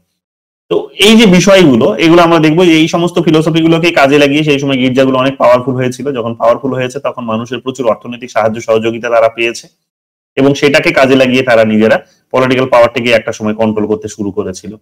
তো এরকম ভাবে আমরা দেখতে পাবো যে তাদের দেশে কিন্তু যারা বিশপস ছিলেন, তাই সেই পোপ বা বিশপদেরও একটা গুরুত্বপূর্ণ রোল সেখানে কিন্তু ছিল। যাই হোক, এরা কি করে, এরা হচ্ছে কিন্তু সেই হাউসের সদস্যপদ উপভোগ করে, এবং তারা সেখানে দেশের বিভিন্ন আইন কানুন সম্পর্কে তারা কিন্তু সেখানে ওয়াকিবহাল থাকে, চাইলে সরকারের উপর একটা প্রেশারও ক্রিয়েট করতে পারে। এবং হাউস অফ কমন্স এর যে সবসময় যে তারা সম্মতি দেবে তা নয়, তারা কিন্তু বিরোধিতাই করে।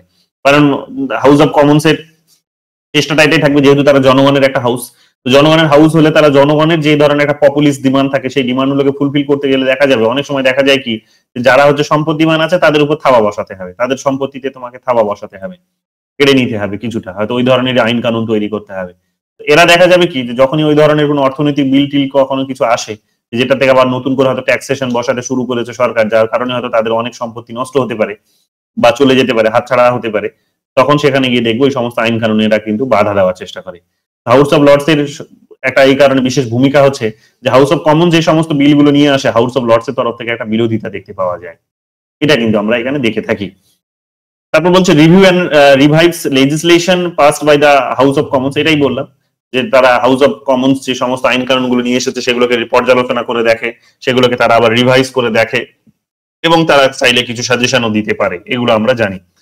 তারপরে তারা এগুলো পরীক্ষা নিরীক্ষা করার কাজগুলো করে, সরকারের আইন কানুনগুলো, সরকারও যে সমস্ত অর্ডার গুলো জারি করছে, যে সমস্ত নোটিফিকেশন জারি করছে, সেগুলোকেও তারা স্ক্রুটনি করার কাজ করে, ঠিকঠাক হচ্ছে কিনা, দেশে কোথাও গিয়ে তাদের উপর কোনো ইম্প্যাক্ট পড়বে কিনা, এই সমস্ত বিষয়গুলো তারা কিন্তু ভালো করেই দেখে। কিন্তু এখানে বিষয় হচ্ছে যে তারা সেগুলোকে স্ক্রুটনি করতে পারে, রিভাইজ করতে পারে, সেখানে রিভিউ করতে পারে, সবই পারে, কিন্তু কথাটা হচ্ছে কোনো বিল তারা কিন্তু আটকে রাখতে পারে না, ব্লক করতে পারে না। আমাদের রাজ্যসভা যেমন এটা কি করতে পারে, যে কিছু কিছু ক্ষেত্রে এটা পারে, কিন্তু ওখানে কিন্তু ওই ক্ষমতাটা তাদেরকে দেওয়া হয়নি যে তারা আটকে রাখবে। তাদের এই আটকে রাখার ক্ষমতাটা কিন্তু, বা চিরস্থায়ী ভাবে আটকে রাখার ক্ষমতাটা কিন্তু তাদের নেই, এটা আমরা দেখতে পাবো। এরপরে তো আমরা দেখতে পাবে যে হাউস অফ লর্ডস একটা last resort of certain cases, মানে একটা মানে শেষ পর্যায় হিসেবে কনসিডার হয়। শেষ পর্যায়ে কখন, মানে বিশেষ করে দ্বন্দ্বের যখন পরিস্থিতি তৈরি হয়, যে দ্বন্দ্ব যদি হয় তাহলে সেই দ্বন্দ্বের সমাধান কে করে, দ্বন্দ্বের সমাধানটা সেখানে কিন্তু ওই হাউস অফ লর্ডস এরই কিছু সদস্য করে। যদি এখন সেই কনসেপ্টেরও এখন রিপ্লেসমেন্ট হচ্ছে এখন সুপ্রিম কোর্ট, তাদের দেশে এখন রিসেন্টলি সুপ্রিম কোর্ট এস্টাবলিশ করা হয়েছে, এবং একটু গুগল করে দেখে নিও যে সুপ্রিম কোর্টটা কবে তৈরি করা হয়েছে, এটা খুব ইম্পর্টেন্ট একটা ইনফরমেশন হতে পারে পরীক্ষার পার্সপেক্টিভ থেকে। তো তাদের দেশে সুপ্রিম কোর্ট তৈরি করা হয়েছে, তো সুপ্রিম কোর্ট এখন এই বিচারের কাজগুলো করে, বাট আগে এটা কিন্তু হতো before supreme court, before the establishment of supreme court, এটা আমরা দেখতে পাবো যে সেখানে এই রোলটা প্লে করতো কিন্তু হাউস অফ লর্ডস, যেটাকে লাস্ট রিসোর্ট বলা হয়।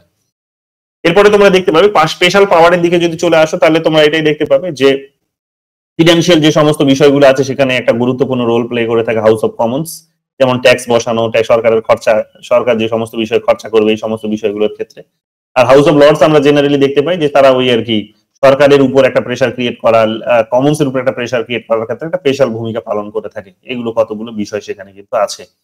এবং হাউস অফ লর্ডস তারা যে ব্লক করতে পারবে না, তারা যে কোনো বিলকে ব্লক করতে পারবে না, আটকে রাখতে পারবে না, তো সেই কারণেও দুটো আইন নিয়ে আসা হয়েছিল 1911 সালে এবং 1949 সালে। তো সেগুলো খুব গুরুত্বপূর্ণ যে এইরকম ভাবে তাদের ক্ষমতাটাকে একটুখানি কমিয়ে দেওয়া হয়েছে।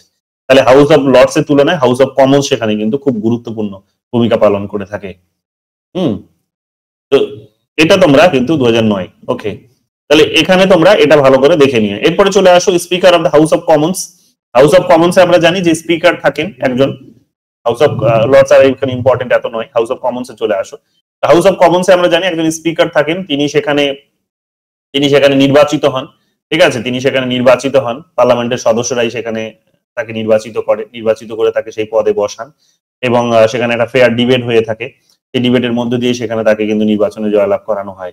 তো এখানে আমরা দেখতে পাবো এবং তিনি হাউসে যখন বসেন তখন তার ডিউটিটা হচ্ছে, তিনি একটা পার্টি থেকে অফকোর্স বিলং করেন, নির্বাচনে জিতেও আসেন, কিন্তু যখন তিনি স্পিকারের পোস্টে চলে যান তখন আমরা দেখতে পাবো যে তিনি তখন নিউট্রাল হয়ে যান, তখন আর সেই পার্টির অ্যাফিলিয়েশনসটা তারা থাকে না, তখন তিনি একটা স্পিকারের পোস্টে একটা অফিসিয়াল ডেজিগনেশনে তিনি চলে যান, সরকারি একটা পোস্ট, পিওরলি সরকারি, এবং সেখানে কোনো তার কিন্তু আইডিওলজি বলে আর কিছু থাকে না। তখন তিনি পক্ষে বিপক্ষে মধ্যে তখন দেখা যায় যে একটা ভোটাভুটি যখন হয় তখন তাকে একটা রেফারির ভূমিকা পালন করতে হয়, তখন তাকে সেখানে একটা নিউট্রালিটি মেনটেন করতে হয়। এই ধরনের বিষয়গুলো আমরা সেখানে কিন্তু দেখতে পাবো যে তাকে নিউট্রালিটি মেনটেন করতে বেসিক্যালি দেখা যায়, এবং সেখানেই আমরা দেখবো যে নিউট্রালিটি মেনটেন করেন, নিউট্রালিটি মেনটেন তিনি করেন, করতে গিয়ে তিনি ওই আর কি যেটা বলেন পলিটিক্যাল পোস্টের অ্যাফিলিয়েশনস তারা থাকে না। আমাদের দেশে আবার ব্যতিক্রমটা হচ্ছে যে কেউ চাইলে কিন্তু আবার পুনরায় ফিরে এসে কিন্তু পার্টির অ্যাফিলিয়েশনসটা নিতে পারে, অর্থাৎ কারো যদি সদস্যপদ চলে যায়, মানে ওই কেউ যদি স্পিকার হয়েছে, স্পিকার থেকে রিজাইন করেছে বা তাকে হয়তো সরিয়ে দেওয়া হয়েছে, তাহলে তিনি ফিরে এসে আবার চাইলে পার্টির সদস্যপদ নিতে পারেন, এবং সেই কেসটা কিন্তু কোনো রকম ভাবেই ওই যেটাকে বলা হচ্ছে যে অ্যান্টি ডিফেকশন ল, সেই ক্ষেত্রে অ্যান্টি ডিফেকশন ল কিন্তু অ্যাপ্লাই হয় না, অর্থাৎ দল ত্যাগ বিরোধী যে আইনটা আছে ওই ক্ষেত্রে অ্যাপ্লাই হয় না, এখানেও হয় না, কিন্তু আমাদের দেশে আমরা দেখতে পাবো যেটা হয় না, একটা এক্সেপশন আছে। কিন্তু এদের দেশে কি হচ্ছে, একবার ওখানে চলে যাওয়ার পর তারা কিন্তু সেই পোস্টটাই হোল্ড করে, অর্থাৎ নিউট্রাল একটা পোস্ট হোল্ড করে থাকে, তাকে পার্টির এফিলিয়েশন সমস্ত কিছু রকম ভাবে ত্যাগ করতে হয়। তারপরে কি বলছে, তিনি ভোটাভুটিতে অংশগ্রহণ করেন না, তিনি ভোট দিতে পারেন না যতক্ষণ না সেখানে কি ভোট হচ্ছে, কাস্টিং ভোট যেটাকে বলে থাকে, কাস্টিং ভোট মানে হচ্ছে যে যখন টাই হয়, যখন বেসিক্যালি টাই হয়, পক্ষে বিপক্ষে যখন টাই হয়, তখনই কেবলমাত্র তিনি ভোট দিতে পারেন, তার আগে তার কিন্তু নিজের কোনো অপিনিয়ন নেই, তার নিজের কোনো ভোটও নেই। তো তিনি ভোটও দিতে পারেন না, তিনি অপিনিয়নও দিতে পারেন না, তিনি ভোটও দিতে পারেন না, একমাত্র যখন কোনো পক্ষে বিপক্ষে ভোটাভুটি করতে গিয়ে দেখা গেল রেজাল্ট ইকুয়াল বেরিয়ে এসেছে, তখন দেখা যাবে যে তিনি তার এখানে তার নিজের যে কাস্টিং ভোট অর্থাৎ অপিনিয়ন ভোট, সেই অপিনিয়ন ভোটটা দিয়ে যাকে ভোটটা দিচ্ছেন তাকে জিতিয়ে দেন, তিনি সেই দলটাকে তিনি জিতিয়ে দেন। এই কাজগুলো আমরা ওনাকে করতে দেখি। এরপরে চলে আসো আমাদের মনার্কির কনসেপ্টে চলে আসো। ওদের দেশে মনার্কি আছে, আমাদের দেশে যেমন স্টেটের হেড হচ্ছে রাষ্ট্রপতি, ওদের দেশে কিন্তু স্টেটের হেড হচ্ছে কিন্তু রাজা। আমাদের দেশে যেমন সরকারের হেড হচ্ছে যেমন প্রধানমন্ত্রী, ওদের দেশে সরকারের হেড হচ্ছে কিন্তু প্রধানমন্ত্রী। আমাদের দেশে সরকারের হেড প্রধানমন্ত্রী, কিন্তু প্রধানমন্ত্রীর পোস্টের কোনো উল্লেখ আমাদের সংবিধানে নেই, তোমরা জানো, যেটা উল্লেখ করা হয়েছে আর্টিকেল 75-এ, সেটা হচ্ছে কাউন্সিল অফ মিনিস্টারের কথা বলা হয়েছে। ওদের দেশেও তোমরা দেখবে যে সেখানে কাউন্সিল অফ মিনিস্টার্স একটা আছে, তারাই সরকার পরিচালনা বেসিক্যালি করে, তারা একটা রাজা বা রানীর একটা বলতে পারো যে সরকার বলে কনসিডার হয়, যে রাজা বা রানী তার নিজের একটা নিজের ছত্রছায়ায় এই সরকারকে ভরণ পোষণ করে, এক প্রকার বলতে পারো ভরণ পোষণ, মানে তার উপর তাদের আশীর্বাদ থাকে, মানে রাজা বা রানীর এই সরকারের উপর আশীর্বাদ থাকে। কেন? কারণ এরাই রাজা বা রানী হচ্ছে স্টেটের যেহেতু হেড, তিনি যেহেতু পুরো রাষ্ট্র দেশটাকে পরিচালনার কাজটা করছেন, তাহলে তার নামেই সমস্ত কাজ হয়, কিন্তু কাজগুলো করে কে? কাজগুলো করে হচ্ছে কিন্তু কাউন্সিল অফ মিনিস্টার্স, এবং সেই মিনিস্টারের একজন অগ্রগণ্য মিনিস্টার হচ্ছেন বা একটুখানি সুপিরিয়র হচ্ছেন যিনি, তিনি হচ্ছেন প্রাইম মিনিস্টার। তো প্রাইম মিনিস্টারের উপর তার একটা, এবং এন্টায়ার কাউন্সিল অফ মিনিস্টারের উপর রাজা বা রানীর একটা সেখানে কিন্তু আশীর্বাদ থাকে। এবং রাজা বা রানীর এখানে দেখবে যে যখন নতুন সরকার গঠন করা হয় তখন এসে পার্লামেন্টে দেখবে তোমরা সেখানে একটা জয়েন্ট সেশনে তিনি কিন্তু একটা ভাষণ দেন, সেই ভাষণে তিনি বলে দেন যে আগের সরকার তার কি করেছে এবং এই নতুন যে সরকার পাওয়ারে আসলো তারা কি করবে। তো তারা কি করবে এই ধরনের একটা তিনি ভাষণ সেখানে দেন, এবং সেই ভাষণের উপর বেস করেই সেই রূপরেখাটা তৈরি করে দেন যে আগামী 5 বছর তারা কি করবে। তো সেইটার অনুসারেই তখন কিন্তু কাউন্সিল অফ মিনিস্টার্স তারা কিন্তু কাজ করে, এবং তারা যদি প্রয়োজন মনে করে যে না আমাদের আইন পাস করতে হবে, বিল পাস করতে হবে এবং আইন বানাতে হবে কোনো একটা, তবেই গিয়ে ওই কাজটা করা যাবে, তাহলে সেখানে তারা সুন্দরভাবে নিজেদের বিলটাকে পাস করিয়ে নিতে পারে পার্লামেন্টে, তারপর সেটা রাজার কাছে বা রানীর কাছে পাঠিয়ে দিতে পারে, রাজা বা রানী তারপর সেটা অ্যাসেন্ট দিলে বা মতামত দিলে, সিগনেচার করলে সেটা আইনে পরিণত হয়ে যায়। এটা আমরা জেনারেলি দেখে থাকি। এরকম ভাবে একটা রয়্যাল অ্যাসেন্টের কনসেপ্ট সেখানে আছে, তোমরা দেখবে যে রয়্যাল অ্যাসেন্ট, যে রাজা বা রানী সম্মতি দিলেই সেখানে কিন্তু কোনো বিল আইনে পরিণত হয়। তারপরে এখানে তোমরা দেখতে পাবে, তাহলে আমাদের দেশে যেমন সরকারের হেড এবং রাষ্ট্রের হেড যেমন দুজন আলাদা ব্যক্তি, ওদের দেশেও কিন্তু তাই, ঠিক আছে। পার্থক্য শুধু এটাই, আমাদের দেশে রাজা বা রানী নেই, ওদের দেশে রাজা বা রানী আছে। আমাদের দেশে রাষ্ট্রপতি আছে, ওদের দেশে রাষ্ট্রপতি নেই, রাজা বা রানী আছে। আমাদের দেশে এখানে রাষ্ট্রপতি যিনি স্টেটের হেড, তিনি যেমন 5 বছর অন্তর অন্তর নির্বাচন হয় তার, এবং তার সাথে তার যে উপরাষ্ট্রপতি আছে তারও নির্বাচনটা হয়, কিন্তু ওদের দেশে রাষ্ট্রপতি বা উপরাষ্ট্রপতির পোস্ট নেই, ওদের দেশে রাজা বা রানীর পোস্ট আছে এবং সেটা বংশ পরম্পরায়, সেখানে নির্বাচনের কোনো ব্যবস্থা নেই। তো এখনো তারা ওটাকে, তারা যেহেতু একটুখানি কনজারভেটিভ, এই সমস্ত ফিলোসফিক বিষয়গুলোতে অনেক বেশি কনজারভেটিভ তারা, বা বলতে পারো যে বিভিন্ন বিষয় সম্পর্কেই তারা কনজারভেটিভ, শুধু ফিলোসফি নয়, সরি। তো ফলে আমরা দেখতে পাবো কি যে তারা এই রাজা বা রানীর পোস্টটাকে এখনো রেখে দেওয়ার একটা বড় একটা ফিলোসফি তাদের কাজ করে, সেটা হচ্ছে কনজারভেটিভনেস। আর কনজারভেটিজমের তোমাদের বেসিক আইডিয়াটা পড়িয়েছিলাম, সেটা হচ্ছে কি যে তারা রুটটাকে কিন্তু উপড়ে ফেলতে চায় না। তারা বলে যে আজ থেকে 500 বছর আগে, 1000 বছর আগে যে সিস্টেমটাকে প্র্যাকটিস করতাম সেটাকে যদি আমি এখনো রেখে দিই, তাহলে কোথাও গিয়ে আমার 1000 বছরের ইতিহাসের সাথে আমার কানেকশনটা অনেক স্ট্রং থাকবে। কিন্তু যখনই এটাকে উপড়ে ফেলে দেওয়া হবে, তখনই কি হবে যে তখনই অন্য একটা জাতির এসে এটাকে অ্যাটাক করাটা অনেকটা ইজি হয়ে যাবে, তার স্বাধীনতাটাকে নিয়ন্ত্রণ করাটা অন্যের জন্য ইজি হয়ে যাবে। তো সেই কারণে তারা কিন্তু এটাকে রুটলেস করতে চায় না। রুটলেস করতে চায় না বলে তারা কিন্তু কোথাও নামমাত্র হিসেবে ওটাকে রেখে দিয়েছে। তাছাড়াও তারা, আমরা জানি যে একটুখানি ওই কনজারভেটিভের মানসিকতা থেকেই তারা একটুখানি কি করে যে একটুখানি ওই সাজসজ্জার বিষয়গুলিতে বিশেষভাবে ভ্যালুস দেয়। সাজসজ্জা বিশেষ মানে হচ্ছে যেটাকে বলা হচ্ছে যে এক্সেসরিজ এর বিষয়, যেগুলো এগুলোতে তারা ভীষণ রকম ভাবে ভ্যালুস দেয়। দেখবে ওই ভাবনা থেকেও তারা কিন্তু সুন্দর করে ওটাকে একটা একটা একটা মানে একটা একটা পোশাকই এক প্রকার বলতে পারো যে দেশের শাসন ব্যবস্থার পোশাকই এক প্রকার একটা নাম হিসেবেও তারা কিন্তু ওটাকে রেখে দিয়েছে। হ্যাঁ, তো দেখবে সেখানে রাজা বা রানীর যখন অভিষেক হয়, একটু গুগল করলেই পাবে, ইউটিউবে গেলে দেখবে, অসাধারণ লাগে ভিডিওগুলো দেখতে।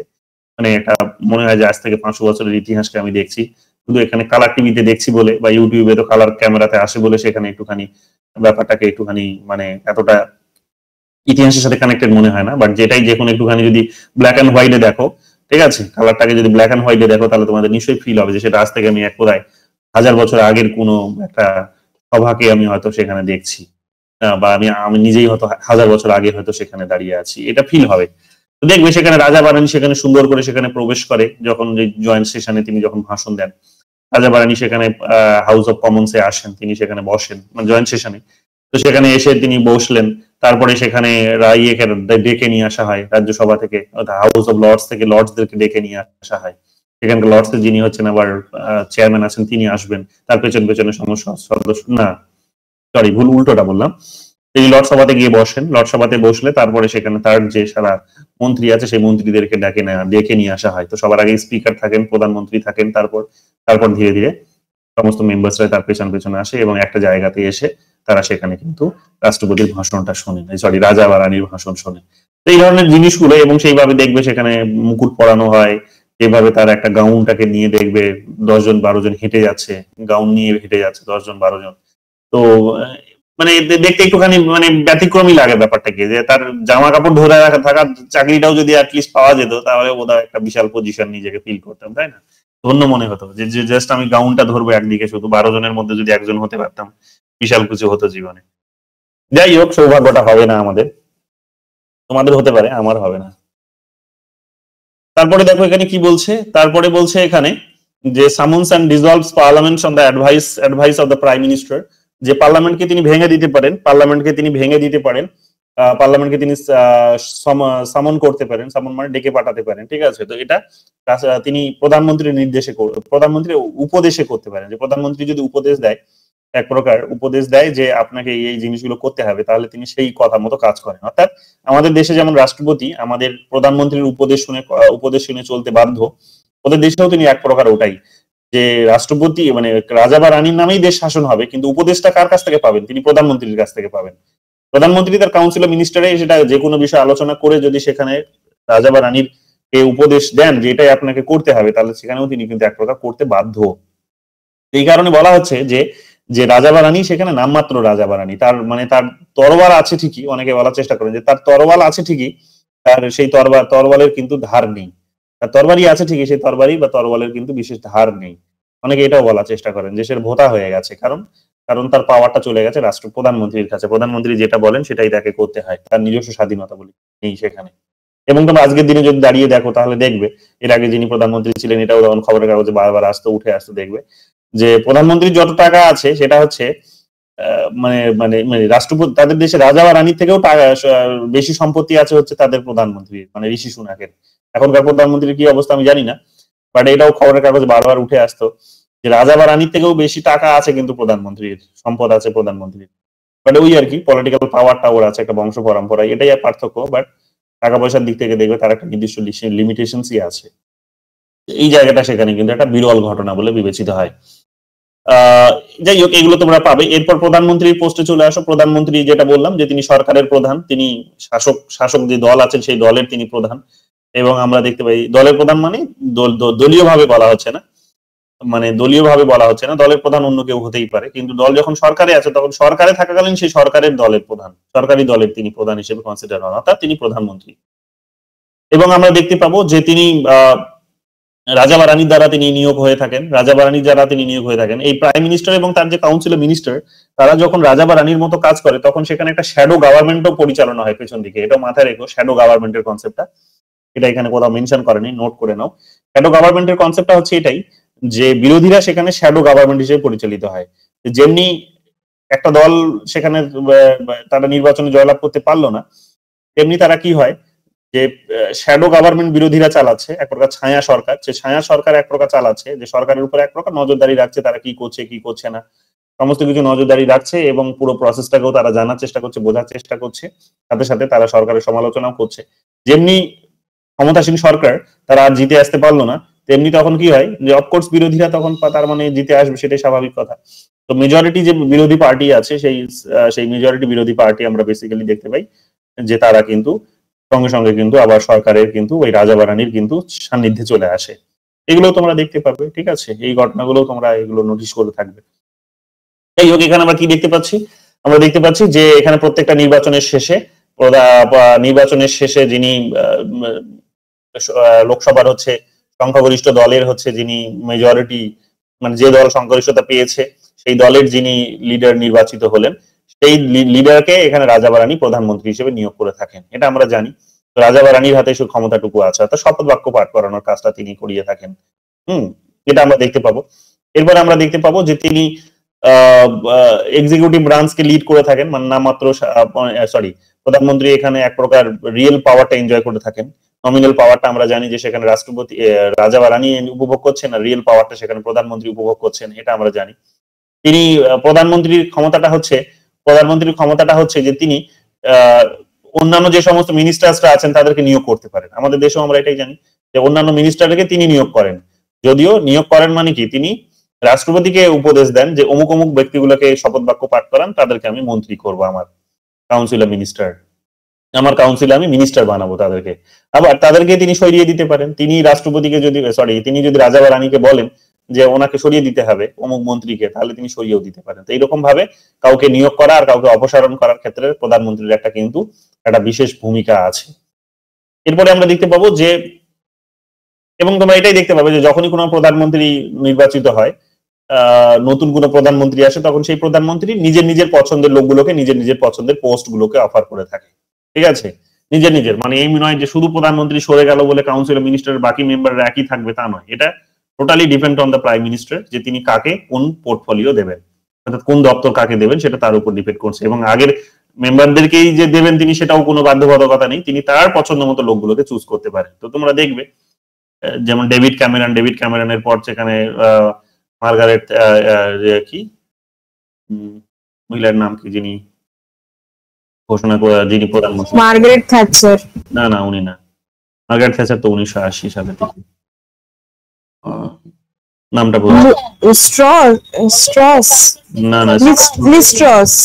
লিস্ট্রাস তো পরে, তার আগে ডেভিড ক্যামেরনের আগে যিনি ছিলেন, না ডেভিড ক্যামেরন মহিলা তো দুজনই ছিলেন স্যার। না ছিলেন, আরেকজন প্রধানমন্ত্রী হয়েছিলেন। ডেভিড ক্যামেরন হয়েছিলেন, তারপরে একজন হয়েছিলেন মহিলা, তারপরে তো হলেন এই যিনি রিসেন্টলি লিস্ট্রাসের আগে যিনি ছিলেন তিনি, তারপর লিস্ট্রাসকে সরিয়ে দিল বোধহয় 40 দিনের মাথায় না কত, তারপরে তো ঋষি সুনাক হলেন, তারপর ঋষি সুনাক শেষ করে এখন ইনি হলেন, তাই তো? ইনি এখন অন্য দল থেকে বিলং করছেন। বাট তার আগে আমরা 5 জন এরকম মন্ত্রীকে পেয়েছি। Theresa May, right, Theresa May, David Cameron, Theresa May, তারপরে হচ্ছে আরেকটা নাম কি প্রধানমন্ত্রীর থেরেসা মের পর যিনি আসলেন, জনসন, ভুলছি, গর্ডন ব্রাউন, দেখে নিও একটু লিস্টটা, এগুলোকে ডিসেন্ট যেহেতু খুব, এগুলো কোয়েশ্চেন গুলো জিজ্ঞেস করতে পারে, সিকোয়েন্স গুলো অনেক সময় জিজ্ঞেস করতে পারে, ঠিক আছে, যেহেতু করছে এরা। এগুলো একটু দেখে নিও, আমি নামটা ভুলছি, লোকটার মুখটা মনে পড়ছে, পাল্লা এখানে ভারতে এসে যেমন হচ্ছে তিনি যেটাকে বলা হচ্ছে যে Boris Johnson, right, Boris Johnson, ব্রেক্সিটেরই, হ্যাঁ, যিনি ইয়েতে জেসিবি তে দাঁড়িয়ে, তিনি উত্তরপ্রদেশে সম্ভবত জেসিবি তে দাঁড়িয়ে তখন তিনি ওই কি বলবো যে হাত নাড়ছিলেন, তো মনে আছে আমার এই ঘটনাটা। যাই হোক, উনি ইয়েটা করালেন, ব্রেক্সিটটা উনি সম্পন্ন করালেন। তো উনি তারপর লিজ ট্রাস হলেন।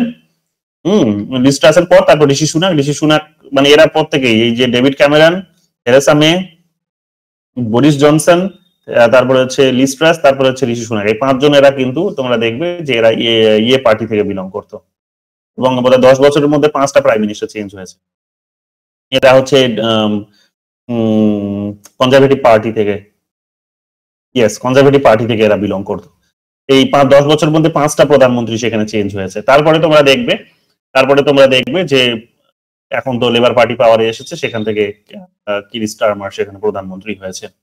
তো এই রকম 6 জন প্রধানমন্ত্রীকে তোমরা কিন্তু দেখতে পাবে। তো এই 6টা নাম অ্যাটলিস্ট মনে রেখো, কারণ এটা খুব টার্মোয়েল একটা পলিটিক্স তাদের মধ্যে আমরা দেখেছি, এবং এটা হেরে যাওয়ার বড় কারণ হচ্ছে এটা যে তারা যা প্রমিস করছে তারা তা বাস্তবের মাটিতে প্রয়োগযোগ্য করতে পারছে না। তো এগুলো নিয়ে মানুষ ক্ষিপ্ত হয়েছিল, আলটিমেটলি তাদেরকে সরিয়ে দিয়েছে। যাই হোক, এগুলো দেখে নিও। এরপরে দেখে নাও এখানে কি বলছে, যে represent the UK domestically and internationally. হ্যাঁ, যে রাজা বা রানী অন্য দেশে যান না, তিনি জাস্ট নমিনাল পাওয়ার এনজয় করছেন, তাই ওখানে দেশের মধ্যেই থাকেন।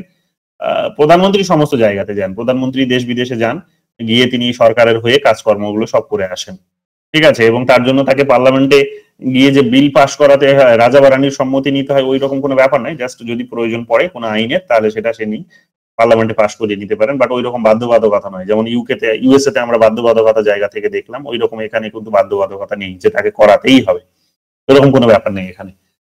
তো এই সমস্ত বিষয়গুলো আমরা দেখতে পাবো। তিনি হচ্ছেন ক্যাবিনেটের, তিনি হচ্ছেন যেহেতু হেড, তো ক্যাবিনেটের এই কারণে চেয়ারের ভূমিকাটা তিনি পালন করেন। এছাড়াও আমরা দেখতে পাবো যে তিনি তিনি পার্লামেন্টে চাইলে হচ্ছে যে মানে আগাম নির্বাচনও ঘোষণা করিয়ে দিতে পারেন, যে একটা 5 বছরের একটা ফিক্সড টার্ম আছেই, কিন্তু চাইলে তিনি সেটা মানে তার সরকার ফেলে দিয়ে আবার আর্লিও সেখানে কল করতে পারেন। তো এগুলো কিন্তু হতে পারে। এরপরে দেখে নাও ক্যাবিনেট এন্ড কাউন্সিল মিনিস্টার। তো ক্যাবিনেট আর কাউন্সিলের মিনিস্টার তারা আছে, আমি ডিটেলসে যাচ্ছি না, এগুলো ইম্পর্টেন্ট নয় অত। তো ক্যাবিনেট এন্ড কাউন্সিলের মিনিস্টার তার তো আছে, অর্থাৎ কাউন্সিলের মিনিস্টার মানে সমস্ত মন্ত্রীদেরকে নিয়ে, ঠিক আছে, সে তখন পূর্ণ দপ্তর পাক বা আধা দপ্তর পাক, যাই পাক না কেন, বা স্বাধীন দায়িত্বপ্রাপ্ত হোক কি না হোক, সমস্ত মন্ত্রী ডেজিগনেশন যারা হোল্ড করবে তাদেরকে নিয়ে হচ্ছে কাউন্সিল অফ মিনিস্টার। এদের মধ্যেই আবার যারা হচ্ছে দেখবে খুব গুরুত্বপূর্ণ পোর্টফোলিও হোল্ড করে, যেমন দেখবে তোমরা প্রধানমন্ত্রীর পোস্ট, তারপরে দেখবে বিদেশ মন্ত্রীর পোস্ট, স্বরাষ্ট্রমন্ত্রীর পোস্ট, তারপরে হচ্ছে তোমাদের শিক্ষামন্ত্রীর পোস্ট, তারপরে ফিনান্স মিনিস্টারের পোস্ট। এই সমস্ত পোস্টগুলো বেসিক্যালি গুরুত্বপূর্ণ পোস্ট। তো এদেরকে নিয়ে দেখবে কি হয়, এদেরকে নিয়ে এবং আরো কতগুলো আছে সেখানে দেখবে, এদেরকে নিয়ে একটা ক্যাবিনেট তৈরি হয়। এই ক্যাবিনেটের মধ্যে আবার গুরুত্বপূর্ণ একটা কনসেপ্ট হচ্ছে, সেটা হচ্ছে কিচেন ক্যাবিনেট। এই যে নামগুলো বললাম, এই নামগুলোকে নিয়ে আবার কিচেন ক্যাবিনেটের কনসেপ্ট আছে একটা। তো যাই হোক, কাউন্সিল মিনিস্টার, তারপরে তার ছোট একটা ফর্ম হচ্ছে ক্যাবিনেট, তারপরে তার একটা ছোট ফর্ম হচ্ছে কিচেন ক্যাবিনেট। তো এগুলো ভালো করে দেখে নিও। এই সমস্ত পোস্টগুলো বেসিক্যালি হোল্ড করতে আমরা দেখতে পাই, এগুলোকে নিয়ে আর কি আলটিমেটলি কাউন্সিল অফ মিনিস্টার। তো কাউন্সিল অফ মিনিস্টারেরও তিনি কিন্তু একটা হেড, এগুলো আমরা জানি। জুডিশিয়ারি যদি কথা বলো, তাহলে এখানে দেখো, তোমাদের সার্চ করতে বললাম কিন্তু এখানে লেখাই আছে 2009 সালে সুপ্রিম কোর্ট তৈরি হয়েছে, ঠিক আছে। হাউস অফ লর্ডসরা এখানে কি বলছে, যে হাউস অফ লর্ডসরা আগে এই ভূমিকাটা পালন করতো, বিচারপতিদের ভূমিকাটা পালন করতো। এখন আর হাউস অফ লর্ডসরা সেখানে নেই, এখন আমরা দেখতে পাবো যে সুপ্রিম কোর্ট সেখানে তারা 2009 সালে এস্টাবলিশ করেছে, এবং সেটা হচ্ছে হাউস অফ লর্ডসদেরকে রিপ্লেস করেছে, এবং সেটাই সর্বোচ্চ আদালত হিসেবে কনসিডার হয়, এটা আমরা দেখতে পাচ্ছি। এবং জুডিশিয়ারি এখানে তাদেরকে ইন্ডিপেন্ডেন্টলি সেখানে কাজ করে, এবং তারা আইনের একটা নিরপেক্ষ ইন্টারপ্রিটেশন দিয়ে থাকে, বা একটা টাইমের উপরে দাঁড়িয়ে যেটা বাস্তবধর্মী বিশ্লেষণ হওয়া দরকার বা ব্যাখ্যা হওয়া দরকার, সেটাই তারা করে থাকে। কিন্তু আইনের সংবিধান তো তাদের নেই, তো কাজেই আমরা বলতে পারি না যে সংবিধানের, বাট আইনের, তো আইনের সেখানে তারা এক প্রকার অভিভাবক হিসেবে গুরুত্বপূর্ণ ভূমিকা পালন করে থাকে। তারা হিউম্যান রাইটস এর যে বিভিন্ন যে হিউম্যান রাইটস যেগুলো আছে, যে সমস্ত হিউম্যান রাইটস গুলোর একটা গুরুত্বপূর্ণ পালন করানোর ক্ষেত্রে গুরুত্বপূর্ণ ভূমিকা পালন করে। হিউম্যান রাইটস যদি ভায়োলেশন হয়, তাহলে সেই সুপ্রিম কোর্ট সেই ভায়োলেশনসটাকে আটকে দিতে পারে, সেখানে হয়তো সেটাকে প্রতিরোধ করতে পারে, এগুলো আমরা জানি। এবং তাদের জুডিশিয়ারি অনেক বেশি ইজি, অনেক বেশি সহজ সরল, এবং মানুষের মধ্যে অপরাধ প্রবণতাটাও অনেকটা কম, এগুলো আমরা জানি। এরপরে তোমরা দেখতে পাবে যে এটা হচ্ছে সরকারের যে সমস্ত ডিসিশনস গুলো আছে, পাবলিক বডিজ এর যে সমস্ত সরকার এবং তার যে পাবলিক বডিজ ইন জেনারেল যেগুলো যতগুলো আছে তাদের যে ডিসিশনস গুলো আছে সেগুলোকে রিভিউ করতে পারে, অর্থাৎ যেটাকে জুডিশিয়াল রিভিউ বলা হয় আমাদের দেশে বা ইউএসএ তে, সেই রিভিউটাও তারা করতে পারে। এই ধরনেরও ক্ষমতা তাদেরকে দেওয়া হয়েছে ছোট করে। এবং আমরা দেখতে পাবো যে তিনি তবে এখানে কোনো আইন যদি তৈরি হয়েছে সেই আইনটাকে তারা কিন্তু, অর্থাৎ পার্লামেন্ট কোনো হয়তো আইন তৈরি করেছে, সেই আইনটাকে বাতিল করতে পারে না। তো তার মানে কি, তার মানে জুডিশিয়ারি এমন একটা পজিশনে আছে যে কিন্তু সরকারের উপর কন্ট্রোল রাখতে পারে কিন্তু লেজিসলেচারের উপর কন্ট্রোলটা রাখতে পারে না। এটা আমরা কিন্তু বেসিক্যালি দেখতে পাই। আর বাকি সমস্ত কিছু আমাদের দেশের মতোই, বাকি যা কিছু দেখবে আমাদের দেশের সঙ্গেই তোমরা সিমিলার। এখন বিল পাস করার প্রসেস বলো, এখন সেই বিলটা জেনারেল বিল হোক কিংবা সেই বিলটা ফিনান্সিয়াল বিল হোক, যাই বলো না কেন সমস্ত কিছু আমাদের দেশের মতোই তোমরা পাবে। তো এই বিষয়গুলোই জাস্ট মনে রেখো। বিশেষ করে মোস্ট ইম্পর্টেন্ট পার্ট হচ্ছে এই যে ফিচার্স অফ ইউকে কনস্টিটিউশনস, এই 5টা পয়েন্ট, 4টে পয়েন্ট, এই 4টে সেপারেশন অফ পাওয়ারটিকে বাদ দিয়ে এই যে 1 2 3 4 আর 5, এই 5টা পয়েন্ট যদি মনে রাখো তোমরা দেখবে মেজরিটি অফ কোয়েশ্চেন্স এই 5টা পয়েন্ট থেকেই জিজ্ঞেস করেছে, কারণ ডান দিক বাদিক ম্যাচ করতে দেয় বা স্টেটমেন্ট হিসেবে আসে। এখানে এই 5টা পয়েন্টই কিন্তু খুব গুরুত্বপূর্ণ। এই 5টা পয়েন্ট তোমাদেরকে এই কারণে ভালো করে মনে রাখতে হবে। বোঝা গেছে? বোঝাতে পারলাম? ক্লিয়ার? হ্যাঁ স্যার। ওকে। আর নতুন যারা জয়েন করেছো আজকে, তাদের কোনো অসুবিধা হলো? কারা জয়েন করেছো নতুন আজকে? বোধহয় 2জন না কজন নতুন আছো আজকে। কারা আছো?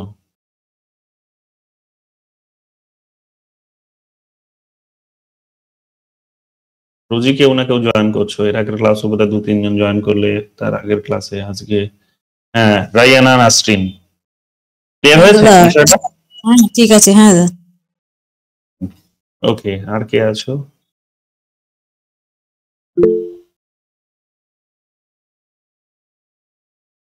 বেরিয়ে গেছে বোধহয়।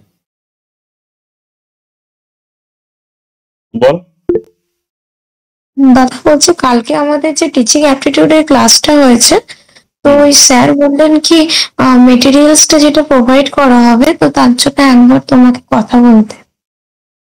ও, তবে ওটা গ্রুপে দিয়ে দেবে পিডিএফটা, আর আমাদেরকে গ্রুপে অ্যাডও করার জন্য বললো। তো প্রসেসটা কমপ্লিট করে রাখছে কেন এটা? ঠিক আছে, আমি তোমাদের নাম্বারগুলো প্রোভাইড করে দেবো, দেখি। ঠিক আছে, বা ওই স্যারকেই আমি হয়তো এই গ্রুপে অ্যাড করিয়ে নেবো, তাহলেই হয়ে গেল। এখানেও দিয়ে দেবে, ওখানে অ্যাড করার দরকার নেই। ঠিক আছে? হ্যাঁ বাবা। ঠিক আছে, আর কিছু বলো। আর কবে ক্লাস আছে বলেছে? নেক্সট ক্লাস কবে? ভালো করে শুনেছো? সোম আর বুধবার ক্লাস আমাদের হবে এভরি উইক, আর বাকি কবে কোনটা হবে তখন সেটা আমাদেরকে জানিয়ে দেওয়া হবে। বেশ, তাহলে করো ওটা ওখানে লেগে থেকে সুন্দর করে। আর রেকর্ডিং গুলো ওখানে নাকি রয়েছে অ্যাপে, ওদের অ্যাপ থেকে করে নিয়ে ওগুলো সুন্দর করে। ঠিক আছে? আর আমারগুলো তো আমার অ্যাপেই পাবে। তো একটুখানি ব্যালেন্স করে করো সুন্দর করে। ভালো পড়াচ্ছে? ভালো লাগছে?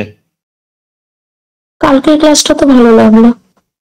কালকে ক্লাসটা ভালো লেগেছে। ওকে, বাকিরা ক্লাস ঠিকঠাক ছিল? বলা হতে ওনারা বললেন যে প্রসঙ্গিত স্যার আর শুভঙ্কর স্যার আছেন, ওনাদের কাউকে বললে আমাদের নাম্বারগুলো গ্রুপে অ্যাড করে দেবে। ওখানেই class record, previous class record 1 মাসের মতন ক্লাস হয়েছে আগে, সেগুলো দিয়ে। আর কালকের যে নাসরিন স্যার ক্লাস করাচ্ছিলেন, উনি টিচিং অ্যাপটিটিউড, কমিউনিকেশন আর একটা কি বললেন, ওই 3টের উপর নেবেন। উনি সোম আর বুধবার ক্লাস নেবেন, এবং বাকি ক্লাসের রুটিন ওই যারা 2জন সুপিরিয়র আছেন ওনারা বলে দিতে পারবেন। উনি একটুখানি বললেন। আর কালকের এমনি পিওয়াইকিউ গুলো প্র্যাকটিস করা ছিল, কিন্তু আমাদের সাবজেক্টের নয়। আমাদের সাবজেক্টের কোশ্চেনটা দীপিকা দেবে বলেছেন। বাদ বাকি হিস্ট্রি, জিওগ্রাফি, বেঙ্গলি এই 3টে সাবজেক্টের করিয়েছে। তো কি মনে হলো, ওদের স্টুডেন্ট বেশি পার্টিসিপেট করছে নাকি আমাদের স্টুডেন্ট? কি দেখলে ওখানে কার সংখ্যা বেশি? কালকে তো আমরা ছিলাম। তাই তোমরা ডমিনেট করছো ওখানে গিয়ে ইতিহাসকে? কতজন ছিলে তোমরা কালকে? আমরা কালকে টোটাল ক্লাস ছিল 24 জন ছিল, তার মধ্যে হাফের বেশি আমাদেরই স্টুডেন্ট ছিল। আচ্ছা, ওদের প্রসেসটা একটু কমপ্লেক্স। আমাদের মতো যদি ডিরেক্ট শর্টকাট গুগল মিটে হতো অনেকের আরো সুবিধা হতো। কালকে 1 2 জন আমাকেও SMS করেছিল, জয়েন করতে পারেনি, অসুবিধে করছিল। তো যাই হোক, আমি বলবো একবার আরো যদি সহজ করা যায় বিষয়গুলোকে, লিঙ্কে টাচ করলেই জয়েন। আমাদের তো সহজ না, এখানে কেউ তোমাকে যখন খুশি জয়েন হয়ে থাকছো তোমরা, বা একটা নির্দিষ্ট ঝামেলা হচ্ছে না এত কিছু, তোমাকে আলাদা করে কোনো অ্যাপ ডাউনলোড করতে হচ্ছে না। গুগল মিটটা তো এমনিতেই জেনারেলি এখনকার দিনে সবার ফোনেই থাকে, ইনবিল্ট হয়ে গেছে এখন, তো সুবিধা আশা করি। যাই হোক, অসুবিধা হলে তাও জানিও, আমি বলবো। বলো কি বলছো?